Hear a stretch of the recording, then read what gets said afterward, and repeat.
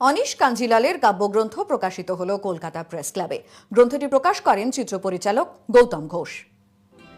বহুমাত্রিক সৃষ্টিশীলতার এক গুরুত্বপূর্ণ দলিল আমি নারী ও অন্যান্য প্রসঙ্গ কাব্যগ্রন্থটি। তার কবিতার মধ্যে রয়েছে প্রতিবাদ, ভালোবাসা ও মানবিকতার এক গভীর যাত্রা। অনিশ কাঞ্জিলালের এই গ্রন্থটি কলকাতা প্রেস ক্লাবে প্রকাশ করলেন বিশিষ্ট পরিচালক গৌতম ঘোষ। তিনি বলেন, বইয়ের কোনো বিকল্প নেই। ডিস্ট্রিক্টগুলোতে বই মেলা হয় এখনো, পরে আমার মনে হয় যে বইয়ের কোনো বিকল্প নেই, অন্তত আমার জেনারেশনের কাছে। গৌতম ঘোষের আক্ষেপ, বইয়ের বিক্রি কমেছে, ফলে বই প্রকাশে পিছিয়ে পড়ছেন প্রকাশকরা। আকাশবার্তা। সময় এখন একটা বিরতির, ফিরে আসি আরো খবর নিয়ে, সঙ্গে থাকুন।